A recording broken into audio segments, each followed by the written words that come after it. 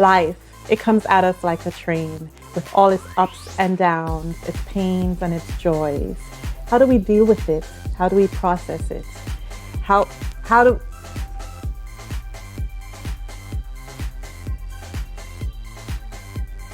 what we learn from life, and especially what we teach life back in return, makes all of the difference. Welcome to Life Talks.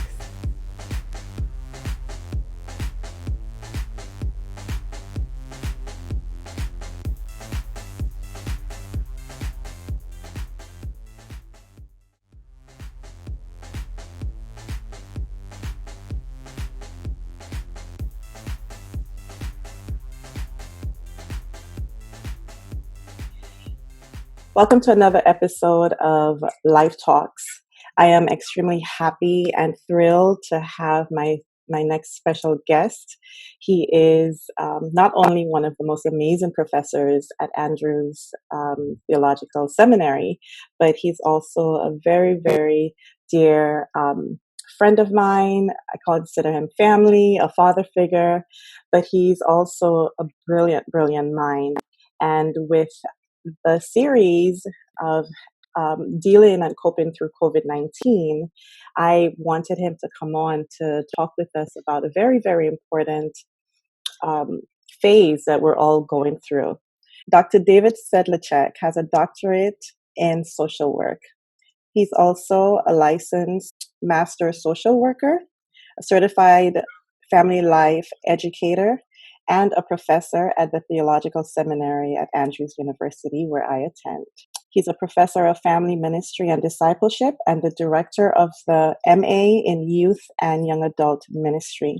He's married to the phenomenal Dr. Beverly Sedlacek, aka Auntie to all of us. And we're just so happy that the two of them share in ministry. They're both authors of this amazing book, Cleansing the Sanctuary of the Heart, Tools for Emotional Healing, which also comes with a workbook. And I would recommend, we'll put the information on there and how you can receive a copy. But this has gone all over the world and has provided healing for many, many people. So Dr. Sedlacek, welcome to Life Talks TV. Thank you so much for joining us. Thank you. You bring a smile to my face when you talk about my wife like that. Auntie Bev. Yes, she is phenomenal. She's great. She's great. I really appreciate your time because I know that we're all in transitions, especially with school, and that this is your first week or second week. I think it's first week teaching on the virtual platform. So I know that you have many other things doing, but this was such an important topic because we're all experiencing it. And because I know that you have just some amazing ways of helping to explain things and navigate us through feelings and, things that are occurring to us, I thought that you would be the absolute best person to help navigate us through this particular topic. So we're in the midst of COVID-19, and it's just, there's so many things that are happening to everybody at one time. And so aside from the virus itself, there is a lot of emotional taxing that is occurring worldwide. And one of those things, grief, right? When you first hear the word grief, the first thing you're thinking about is death, normally. But people are going through all different kinds of emotions and feelings and so forth. And what we've seen the experts say is that it's grief. And many of us don't realize that that's what it is. So can you share with us why grief is the word that's being used to describe what we're going through? Well, there are many levels of answer, many levels of grief that different people are experiencing now. As we know, many people have lost loved ones. And a part of the real challenge with COVID-19 is that family members cannot actually be by the bedside because they themselves could be infected by their loved one. So holding their hand, being close like we traditionally might be at a time of someone's death, is a very real challenge for so many people who have actually lost a loved one. And so their own process of grieving has been truncated. You know, it's been placed into either a virtual, saying goodbye, because I can't be there, and then not only that, but there can't be a traditional ritual funeral. So many people around the world, their loved one is in a casket somewhere, and they can't have a traditional ceremony to say goodbye because, again, of the fear of infection. And so they're having to grieve from a distance. They can't do the traditional grief process that rituals are so important, such an important part of saying goodbye. Right. So that's one aspect of grief, the whole grief process. And so even people who are dying are having a hard time in their dying process because they're dying alone. Right. That's the other side of that. Right. They're dying without their loved ones there. They're dying, without the advantage. And so I've even seen where the nurses who are attending the one who is dying are relaying a message from their family member to the one who is dying, saying, so-and-so is telling you they love you, and they're going to miss you, and all of that kind of thing. And so it's such an impersonal grief process, both for the family members who are losing a loved one, as well as for the loved one themselves who are dying alone. And so it's a whole new experience that people are trying to traverse in the whole grief process, even when it comes to very real death. That's one whole level of it that is creating challenges for people to navigate very real death itself. Well, I didn't expect to be crying so soon in the program, but as you're describing it, I can actually feel the pain because I think even if we're watching on television stories of families who are testifying of that kind of pain, most of us know someone who is, because of how vast this virus is affecting, us, we know someone who is sick, has a family member who's sick, has had to say goodbye, and even them sharing. So it has hit home, and I'm tearing up because I do have some friends and who have lost loved ones in the last couple of weeks. But I was looking at it from their perspective of not being able to say goodbye to their mom or their father, or having 2 minutes to say goodbye. But then when you're thinking about the person who maybe went into the hospital with the idea of, I'm just going to go get checked out or get treated to come home, and not ever having that touch of love from their loved one or comfort, that's really heartbreaking. And I think I did see one post where a nurse and doctor posted that in the midst of that particular situation, that they are now the stand-in parents, a stand-in family for these individuals before they say goodbye. Oh my gosh. So it's so what I'm feeling now, I mean, it's not quote unquote, it's not one of my immediate family members, but we're all sharing this grief. Yes. Right. Yes, absolutely. And you talked about physicians and nurses and other caregivers, even chaplains, for example, right, in that situation. Well, they're on the front lines. And if we could just empathically for a moment put ourselves in their shoes, they are anticipating the possibility of their own death by serving people who are in the process of dying. They're going to work, and often without sufficient, personal protective equipment, the PPEs. they don't have what they need, to protect themselves. And so they're thinking, am I going to be next?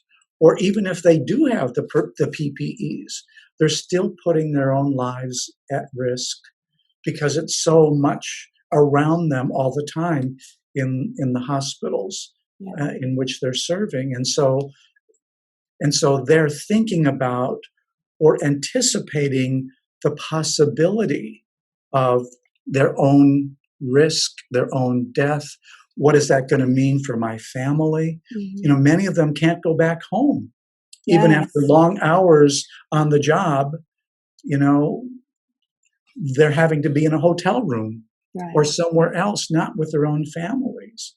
And so there is this thing called anticipatory grief, where they're looking forward to the possibility of not just someone else being lost, anticipating that.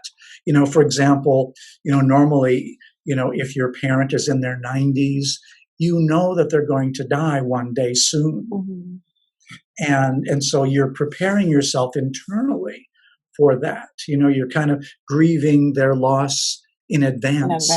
Yeah. Okay, because they're going to die. Right. Well, here they're having to not only anticipate the loss of a patient whom they're serving, and have they prepared themselves to be someone who knows their patient is probably going to die, and having to deal with that regularly and to grieve the loss of these people that they are ministering to. Mm-hmm. Put yourself in a position where your heart is a loving heart, and you want to serve and be there and care, but the person's going to die. Right. And so you have to prepare yourself for that. But then on top of that, you have to prepare for the possibility, anticipating your own death. And so, this is a very, very complex situation for these primary caregivers. Yeah. Okay. So that's another whole level that we have to take a look at is as a caregiver, the complexity of the emotions that they're feeling and going through every single day with the people they're caring for, with their families, not seeing them, not being able to hug them for fear of infecting them, having to just talk to them maybe by FaceTime or cell phone or whatever it is, not being able to be there. And so their own needs for connection are compromised. They have to grieve the loss of being able to be with their own family members as a caregiver. In other words, their sources of support very often are now at a distance, not being able to touch. And especially if their love language is touch, they're grieving the loss of that. So that's another whole level of grief that we have to really understand what they are going through too. That is so heavy. It's so heavy. It's even, I was thinking it's even worse than losing sleep, because your mind is not resting, just having to think about all these variables. And not all of them are prepared for that in advance, even with regular training. This is just such on a magnified scale that no one had time to go through therapy sessions to prepare, for this. And so it's, thank you for explaining all those underlying or blocks that build up to that struggle. And the reality is that often, I used to teach in the medical school at Case Western Reserve, and often the training of physicians or even nurses doesn't adequately cover this aspect of grieving, of losing a patient, in and of itself, but even losing your own life, in this process. So, I think maybe this crisis will challenge us to do a better job of training our medical professionals in the area of grief, which is so very, very important. Yeah. I would even wish. Go ahead, please. I was saying I would even wish or hope that even now in the midst of it, that I'm guessing that maybe this is happening, that mental health professionals are activated also or brought in to help. I saw one nurse who went onto Instagram after she had finished her shift, and she was crying, and she said, I've been through, I went through 9/11, I went through all of this, and in tears she said, I can't take it. I can't do it. I can't do it. So it seemed like she had reached that threshold of just all the emotions. And so who's there at the end of a shift or during the shift if someone breaks down, if a nurse, who's there to help catch them, to maneuver them through, getting over that moment. So I'm hoping, and I'm hopeful that this might be happening, because we're seeing them crack and break under the stress. And you bring up a very good point. I've two things. One is, for someone to be there for them still has to be like a distance connection. Interaction, yeah. Because of fear, you can't have a face-to-face counseling session, a grief session with not someone. even a hug, just so they could lay their head down and cry. I know. And the other point you brought up, which is so important, is that today the literature talks about complicated grief.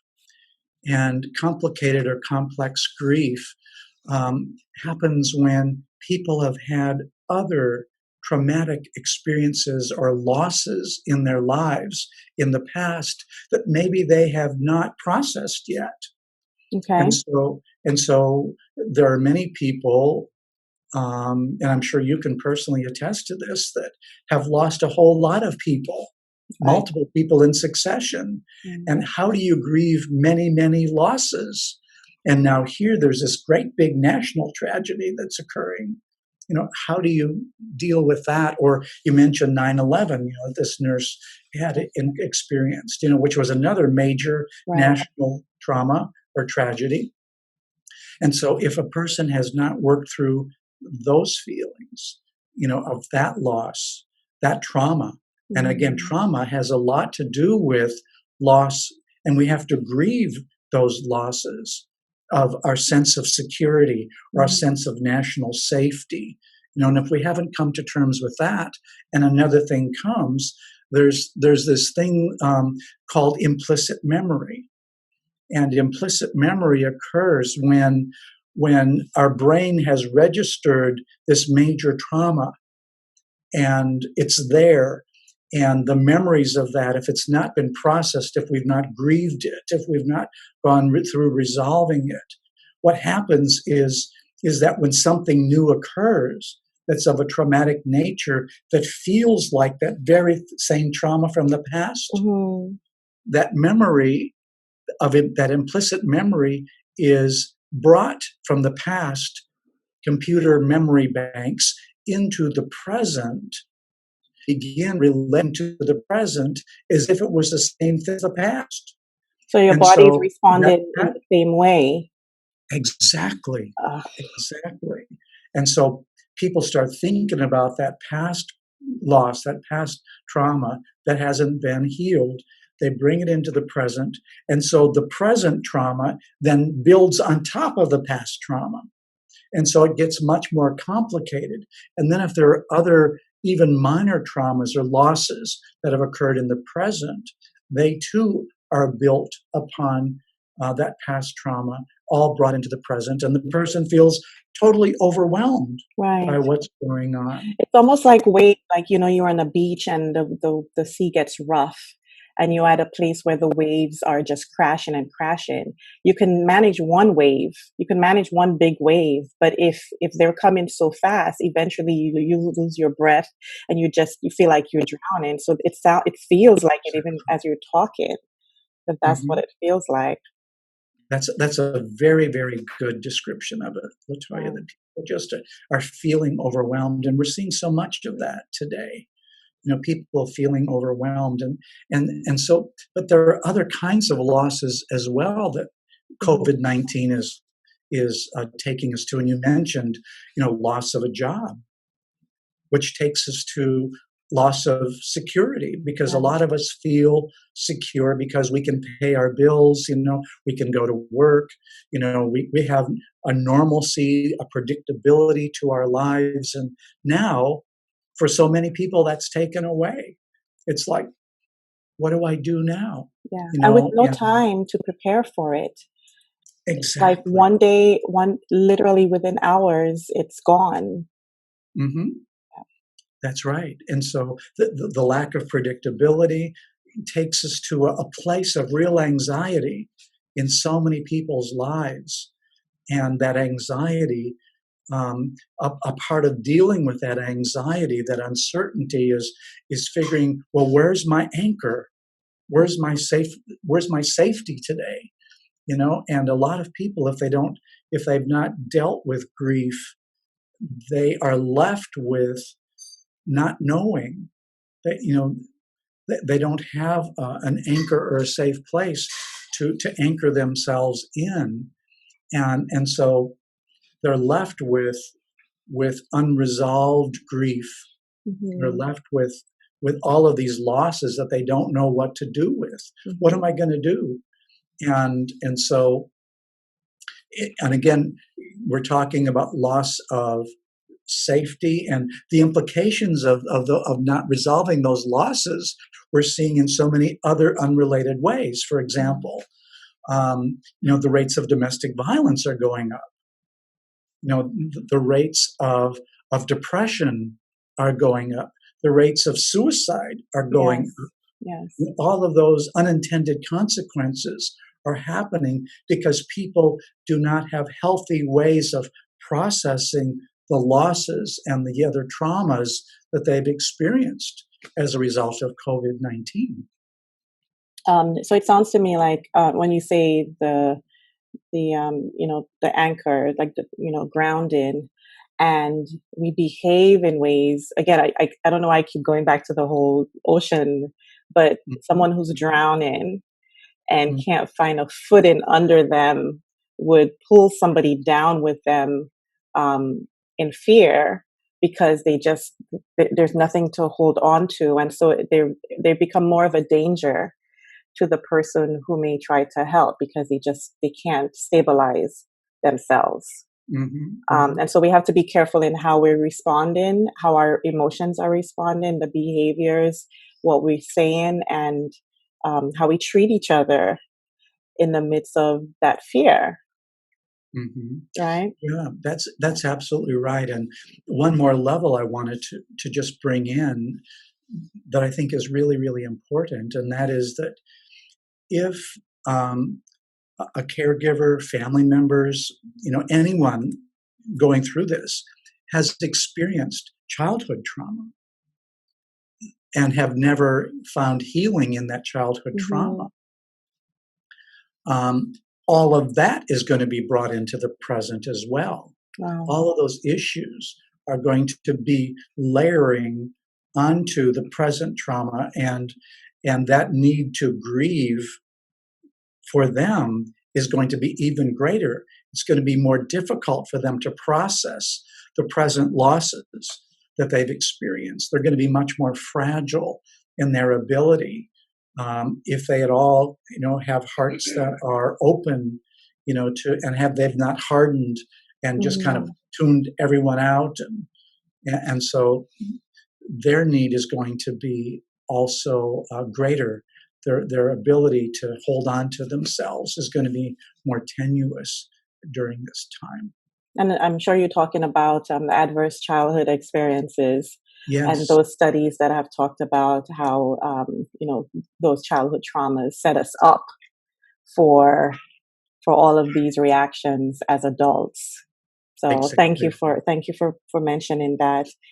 So in the 5 stages of grief, so we have denial, we have anger, bargaining, depression, and acceptance.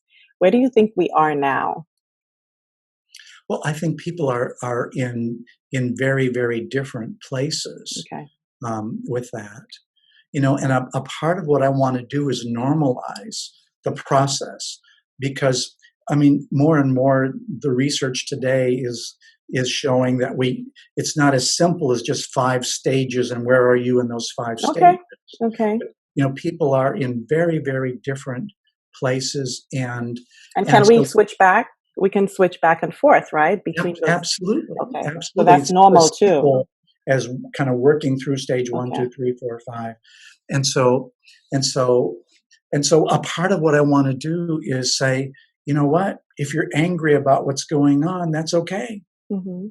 That's a normal part of the process. If you're depressed about it, that's a normal part of the process. If you're overwhelmed by it, if you can't even believe it, that's a normal part of the process. Mm-hmm. If you're crying about it, that's a normal part of the process.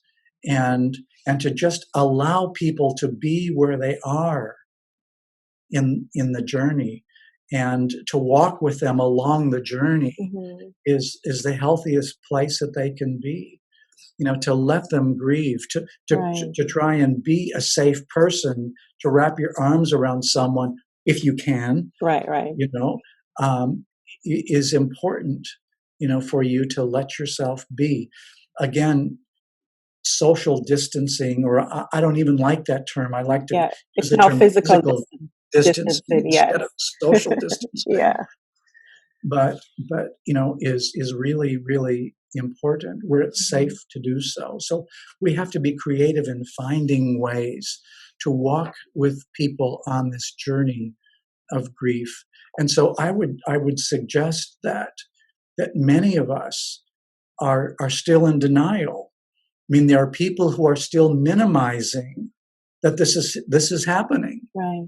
that it's as bad as it still is, and and so I think some people are still in that process of coming to terms with this, and I think that's normal, Mm-hmm. for people to want to deny it. But I think there are political forces at work too, Right. playing into the need to deny that it's as bad as it is. But Yeah. even setting those aside, I think just the normal human process is, this can't be happening.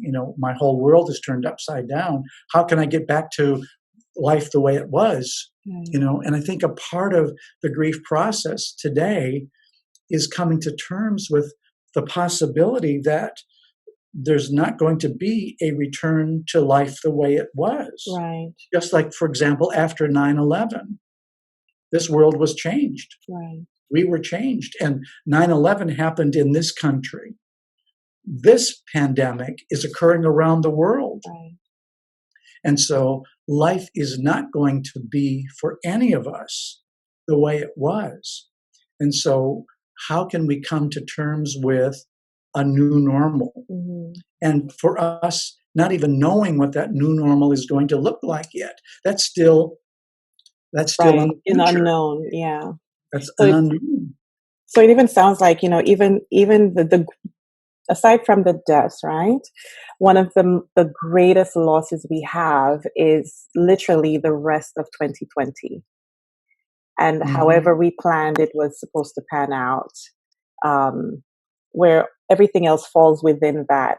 You know, you have marriages or weddings, I should say, being either postponed or, people say we don't know when, even burying their dead, we don't know when, Yeah. coming back to work, we don't know when. So all the plans that we had for the rest of this year are gone, per se, in the normal that we had planned it, because we don't even know next year.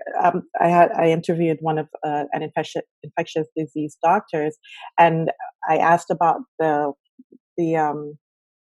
vaccine or the cure, and she said we're 18 plus months out.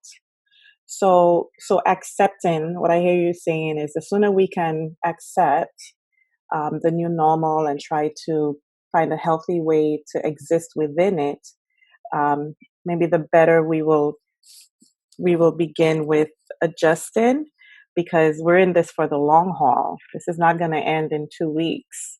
Hmm. Yeah, Yeah. that's absolutely right. And one of the things we have to be realistic about, if we're listening to the medical professionals, is that even with the kinds of physical distancing that we're doing right now, if we too soon return to connecting with people, touching, and all of that kind of thing too much, we could reinfect and Right. start another wave of the disease again. And so, and of course, that gives people a lot of pause to think about. Oh my goodness, I was hoping this would be done and we would be over it, and then we could return to normal. Mm-hmm. But again, what will normal look like? It's something that we're not certain of. There are many unanswered questions, and so this is really a time for those who are people of faith to strengthen their faith, to understand that that God Himself went through a process of grief. Mm-hmm. Jesus went through a process of grief and experienced a lot of losses, and so He's someone who understands this because God's lived it Right. for Himself in very many real ways, and that He that we can, understands. yeah, He understands, and that we can go to Him and grieve before the Lord. We can be angry before the Lord. We can talk to the Lord about our fears and anxieties and take them to Him. I mean, wherever we are on the process, we can go to God always and find intimacy with Him. And I think, one of the I think if we can look at the bright side of any tragedy like we're going through, it's having us look at ourselves and where we are in the process, even on our spiritual journey with God, without spiritualizing what's happening away. I don't want to do that. I want to be very reality based, but to take a look at things like, well, what have I been doing that God may be using this pandemic to try to help me see about myself? Have I been too concerned about material security and not enough concerned about spiritual security? Mm-hmm. Have I been concerned about materialism? Have there been other gods in my life beside God that this is challenging me to look at honestly in my own life? And I think that's a very healthy spiritual process for us to engage in as a part of this looking at ourselves realistically. And I think that really can help us make sense of what doesn't seem to make sense in the world around us right now. That's powerful.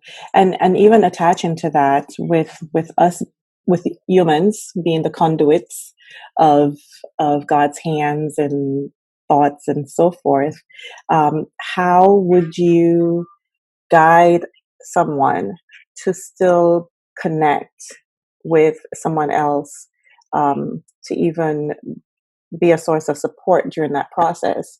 Because from what I hear you saying earlier, it seems like we need to even be mindful about being empathetic and compassionate and patient with ourselves also, in addition to others. And so if that encompasses the spiritual aspect of Christ's heart of patience with other people as they grieve, because we're grieving too, so we understand, how are we able to then channel God's understanding to our loved ones who may call us or FaceTime us for some sort of comfort or words of affirmation, that will somehow replace the hug that we can't give to them. I like that. To use the word patience with ourselves and with others. And I think that is so important. In the grief process, at times, we make demands upon people. Well, you should be done with this by now, shouldn't you? Right. And so allowing them to have time not making demands, that you should be done with it by an hour, or not falling into giving pat answers to people. I'll just give you the scripture and that should be enough for you. Right. Or even doing faith shaming. You just don't believe enough, or else, that kind of thing.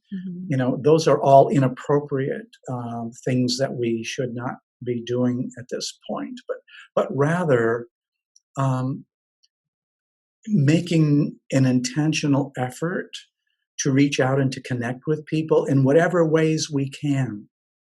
Okay, whether it be our neighbor down the street, or whether it be a family member that we know, or a member of our church family, or just someone that God brings into our lives and they just need to talk. Just allowing them time. Time is probably the greatest thing we can do right now with people. Oh, we have plenty of time. Yeah. We're home. Letting people know, with our words, you matter to me. I love you. And not being afraid to say that, to someone, I really love you. And not because I'm trying to get something from you, but just because of you. Right. I just love you as a representative of my God who is love. I'm telling you, I love you. And words are important to some people. But time is a way of expressing love too, just in and of itself. You're worth my time, and I'm going to give you my time. Or, texting someone just with a message, I've been thinking about you. I love you. If you need to talk, text me back or give me a call. Just being intentional about going outside of ourselves. Fear brings us internally. It's kind of focuses on me. My anxiety, it's about me. But love goes outside of me. And so whatever I can do to show appreciation, to show love, I'm a firefighter. And the fire department that I used to be a part of, down south, is making it intentional to go to the nearby hospitals, and the nurses are, in the hospitals, or the hospital workers, they're showing appreciation by clapping, them off shifts. I've seen scenes. Those kind of things are happening. Yeah. Or here in Buchanan, where I live, our firefighters now are, if someone has a birthday, they're going to their home, and even though they can't physically connect, what they're doing is they're showing this. The sirens are going off, and all of that kind of thing is a way of acknowledging their birthday. Wow. Little ways like that we can reach out to people and acknowledge that you matter. Enough for me to come to your home if possible, and to acknowledge you, during these special times, or acknowledging, the fact that you're working your life, as a frontline worker. Those things are so important. And so those of us who have been filled with the love of Jesus ourselves, who've been humbled by his love for us, then we want to share that love, with other people in whatever ways that we can. Even if we are doing shopping, people are like so afraid when they're going shopping, just saying hi to someone. Yeah. Getting out of ourselves and saying, how you doing? Right. Acknowledging their presence rather than, oh, they're a disease and I have to avoid them as a potential carrier. I love you. You matter to me. Wow. I've been working out in my yard, kind of repairing a fence, and as I've been working out there, people have walked by on the sidewalk, and keeping physical distance, just spending time with them, having conversations with them, taking time away from my work, to kind of just listen to somebody else and asking questions like, who are you? I want to get to know you. What's your name? Are you working these days? No, I'm not. I'm laid off, whatever. Just listening to the story whenever we can. Those things are so important for us to do in whatever way we can right now. And even if it is an air hug that I'm giving someone, just to let them know I'm doing, if I were there, I would just hold you in my arms and just let you grieve, or I would Right. just connect with you in whatever way I can based upon what you need. Those are so important, even now, doing what we can do, even though we can't do some of the things Mm-hmm. we might have done before. Wow. I think it's fitting that we close out this time on that high note, because it just brought all the good feelings and um, some tangible ways to help all of us, and especially with the grievance. So I just want to reiterate, I think three main things that you said. Um, to ourselves, we should say, we matter. I matter. Mm-hmm. I love you, Right. and I'm here for you. Right? You're important to me, and Mm-hmm. extend that to our friends, families, and our community by whichever way we can use, whichever technology or way that we can use to extend that, to let them know you matter. I love you, and I have time. I'm going to carve out time for you. Um, I'm here if you need me. I think Mm-hmm. those are so powerful. They're simple, they're doable, and they can help someone. We can help ease someone's burden just for a little bit with that, even though we can't do anything else right now. So these great. We're so appreciative. So before we leave, can you tell us where we can get these, or I can put it on the screen afterwards. Yes, But yes. yeah.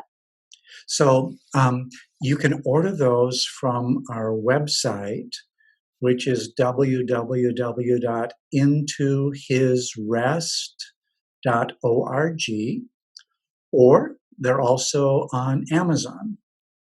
You can Okay. book them from Amazon. Okay. So you know that I am supporting because I have a copy. Yes, thank you. Thank you so much. So I'm going to give you a virtual hug. Me Appreciate you. too. Mhm. Thank you for letting me know, and those who are viewing, that they matter, that you love them, and you've Yes, made time for them. Appreciate you, yes. Dr. Sedlacek. I hope that at some other time you would come back. If we need to do an update or something, or we just need more amazing tools. So thank you so much, and stay safe. Tell Auntie Bev we said hello, I sure will. and we'll talk to you soon. Thanks, Latoya. Take care. Bye. Speaking to Dr. Sedlacek, I came up with this idea, and I was just sharing it with a couple of friends of mine. So if any of you out there are t-shirt manufacturers, can you create a t-shirt that says, "You matter, I love you, I'll make time for you"? In this COVID-19, sometimes we're so shy, we're afraid to talk, or physical distancing has us just losing our minds. But if we can be wearing that shirt when we go out, and even though we don't say something or we're just walking, people can read it and know that this is the campaign, this is the message that we're trying to send across the globe, that you matter, I love you, and I will make time for you. Do that. Send me an email and let us know so that we can support and take part in this way of helping each other cope through the grief, but still putting ourselves out there and sharing the love that we're giving back to ourselves, so that we're not alone. We're not alone in this. Let's find ways to show it and speak it, even though we can't speak.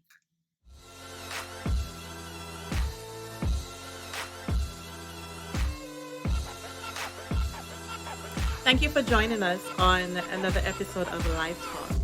I hope that you were inspired and that you have felt a rejuvenation in your life. And I hope that what you are saying right now is that the answer that you are given to what life has thrown at you is that I am still here. Email us with your Life Talk ideas at mylifetalkstv@gmail.com. See you next time.